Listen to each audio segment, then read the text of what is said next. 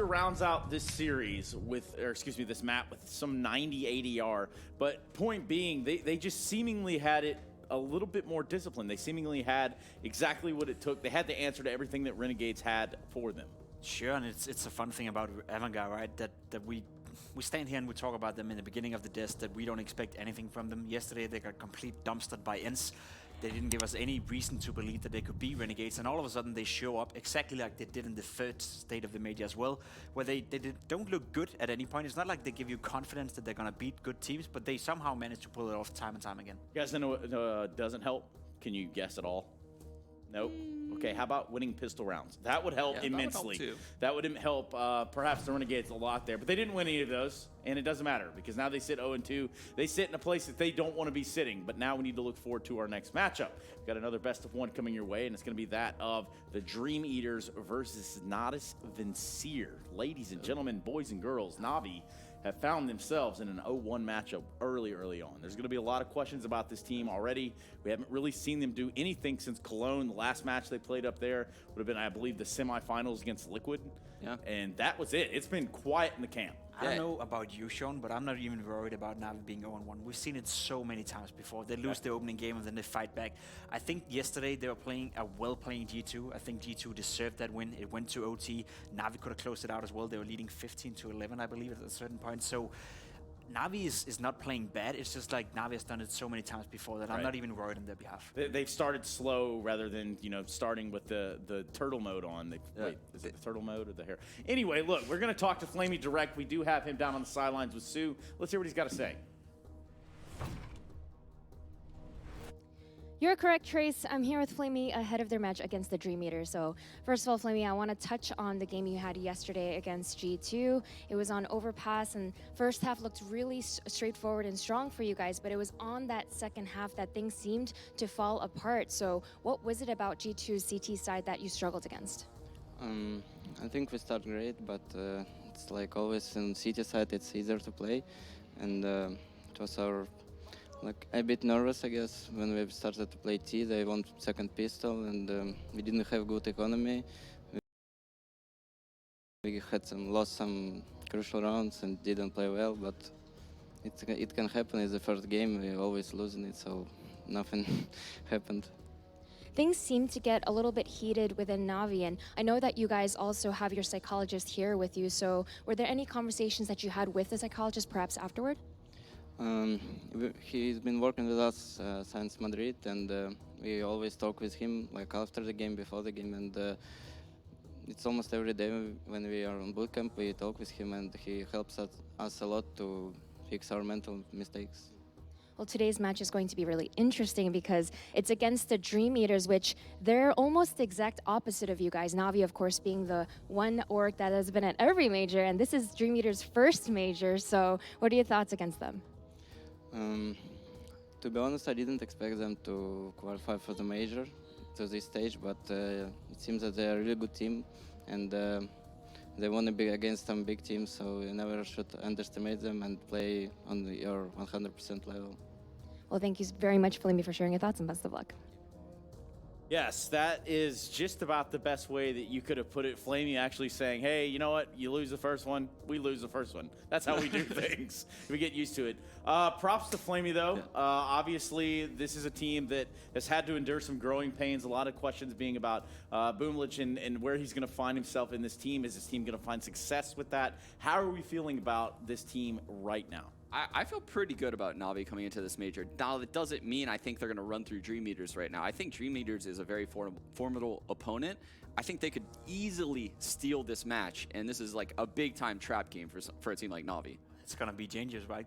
Try imagine if Na'Vi goes 0-2. That would be ridiculous, you know. That would be a yikes right there. But I agree with you. I think Na'Vi is in a good state right now. At least they've had a good preparation coming into this tournament. They had some time off. They have time to integrate Boomich the way they wanted to. And let's be honest, you have the potential best player in the world and to ever touch Counter-Strike on your team as well. And that should be, a good sign for you. Now, yesterday, good signs would have been starting out 10-5, in the first half against, I believe it was their CT side that looked very good. Yep. And, well, that didn't exactly end the way they wanted it to. Perhaps they can jump out to a big start here, but it's all going to come down to a map. Again, we are in the best of one stages. So, guys, when we start to theory craft this one, where do we see we play it? I think both of these teams have very similar map pools. Obviously, Navi is much stronger across the board on those maps, but I think we're going to see, one of the main maps like Dust 2, Mirage, or Inferno come through. Now, I mean, it could go really anywhere, to be honest, but I don't think Navi is going to allow this to go to Overpass again, Nuke. And I don't think, in my opinion, DreamEaters wants to play Train against Navi. It's a map that they've historically been extremely strong on. I know Dust 2 is an option, but I would love for Navi not to see Dust 2. I would love for them to try to force the veto or try to force this game into a map where they can feel confident and actually, go in with the mindset that we are the better team. So even that we give them a decent map, we are still the better guys. We're still the better team. We should be able to manhandle them no matter what. Well, I mean, that goes along with the saying of just coming out in the server and dictating the pace of the game right away. Just saying, hey, you know what? We'll run down mid on your pistol round. Just take out all 5 of you. We run this server. You're in our house now, DreamEaters. But is that really the case? These guys have shown some promise in terms of individual performances. Yeah. They've made it this far. We have to give them credit for that. But will they match up pound for pound, or are we going to have that big dog on the block status? I mean, there's nobody that is going to match Symbol from that lineup, but that's not needed, I'd say, for DreamEaters, right? This is a team with a big T. They play together, and they try to do everything together and off each other. And that's what has been so impressive to me, that during the CIS minor, both Chad and I were watching the games, and we agreed it's not a good team. It's not a great team. They don't have the star individual players on the team, but they actually play some decent Counter-Strike with and off each other. Ever since the break, or during the break, they've been practicing a lot, and now we see these individuals actually showing up and putting on some firepower on the server as well. And you can get a long way with just playing together and have a streamlined process in terms of how you react to the game and how you react to certain different scenarios. And that's exactly the strength that DreamEaters has going into this matchup. Well, that matchup means that we have to have a map to play on, first of all. Obviously, hello, it's the best of one. That means one map's going to get played. Where are we going? It looks like all 3 of the maps I thought it would go to are all eliminated. We're going to Overpass again, which is the map obviously Navi lost on yesterday. If I were DreamEaters, I would be surprised the veto went this way. Clearly, they didn't want to play Navi on Train.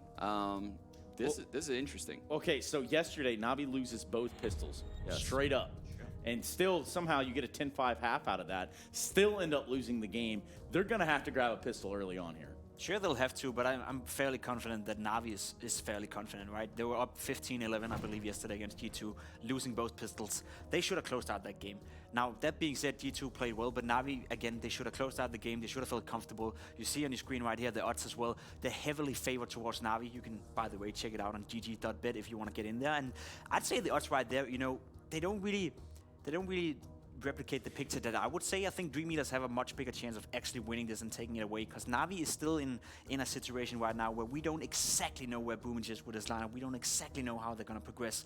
And yesterday, they did lose. What about the Strafe Esports app odds, where it's like 92 to 8%? I mean, how much of that is fandom versus reality right now? I think that's a lot of fandom coming in, because when I've seen DreamEaters play on Overpass, I would probably argue it's their best map in their map pool. This is the map that they took out Energy on earlier in the Challenger stage.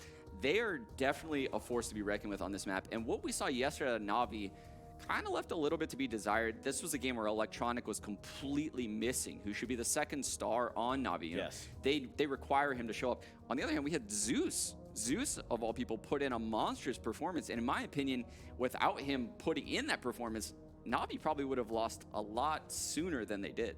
Well, let's kind of shift it a little bit, because I mean, we are kind of talking about Navi a good bit. Obviously, it's a team that we know significantly more about than, say, the DreamEaters. But they didn't have an easy affair yesterday. The DreamEaters had Astralis on their plate, and that's a tough one to swallow no matter what. Yes, basically, Sean, that is probably the motion that I would think about right there. Not that you guys needed to see that on camera, but having Astralis right away, that's got to be a tough start to the tournament. It was a very tough start for DreamEaters. They got away with it okay, though. I think losing 16-9, winning both pistol rounds, it doesn't really tell a story that gives you confidence that they're going to be able to beat Navi, but they looked okay in a lot of the rounds. It came down to some close clutches. It came down to some situations where Astralis must have felt the pressure at a certain point. DreamEaters also had a good pistol round strat in the beginning of that game, so they came in well prepared.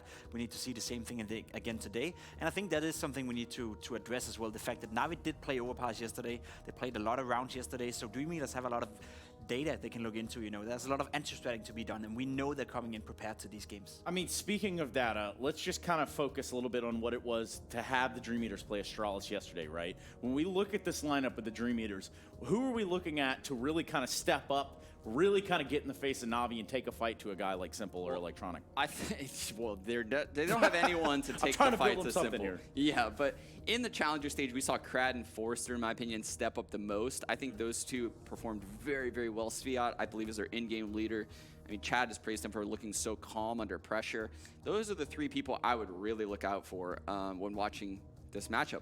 But what you really have to look out for is their utility usage. A lot like Astralis, I mean, these guys will try to time you out on utility on overpass. You know, they'll save their smokes for the monster tunnel until there's like 30 seconds left. And that's what we have to look out for. Just to put another name in that hat, you gotta see something from Speedak as well. Or Speedak, or whatever we call him, right? Speedak, I think. Speedak. He's going up against Simple. He's going up against one of the best players in the world, right? So that's a big task, and we did see him during the first stage of this major, missing some crucial shots. He wasn't really hitting it. He's by no means making a lot of mistakes. He's playing very smart. He's taking a peek, falling back, so his positioning and his mindset in terms of playing the AWP is good. His aim, though, he's missing too many shots, and if you're missing shots against Simple, you're gonna die. Simple as it is. It's as simple as that. It really is, isn't it, Jacob? Either way, it is time to jump into Overpass. It is time to get this game underway. Is it going to be an easy catgut for that of Na'Vi? Who really knows? But it's time to tell that story, and to it, it's going to be James Bardoff and DDK. Take it away, boys. Thank you very much. For those of you on GoTV, I would recommend watching the Fridge Magnet King himself, Simple. He's going to be having a look towards the fountain to see if anybody is going to show their face. He's taken the silencer off of his weapon. Nice. I love doing that. It sounds so good. Sounds so good. We'll see if he can make anything happen with that. Now, it's a slow one here from DreamEaters. They're creeping their way through the fountain. Obviously, that was checked previously. Na'Vi's pacing in that sense is, for information, is a little bit faster than DreamEaters is moving. But now they start to move quickly. They want to burst onto this A-bomb site. There are 3 players here to quickly respond. Simple one of those.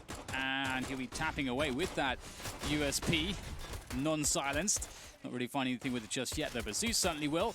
And it's looking like a pretty decent defense. Simple will get taken out. The bomb is on the ground now as DreamEaters try to buy their way forwards, but it is looking rather difficult. Now just down to Kinky. Can he get anything? No, absolutely not. So DreamEaters try to burst with no warning onto the A site, but they can't gain the ground they need. Good start for Na'Vi on their pistol round. I had an interview with Desherto some weeks ago where they completely misquoted me and made a thumbnail quoting me as saying, Simple is not the best. But actually, what I was saying was, in terms of GoTV picks, I always pick Zipex because I think he is the best person for people to learn from by watching his demos. And I said that Simple is a player you cannot necessarily emulate because of the level of skill he has. Yeah, so I won't bother doing anything with them again, or anytime soon. But Simple is very likely to be the best player in the world. And maybe we'll see some of that in this game of Overpass. Zeus will be in with the MP9. Sometimes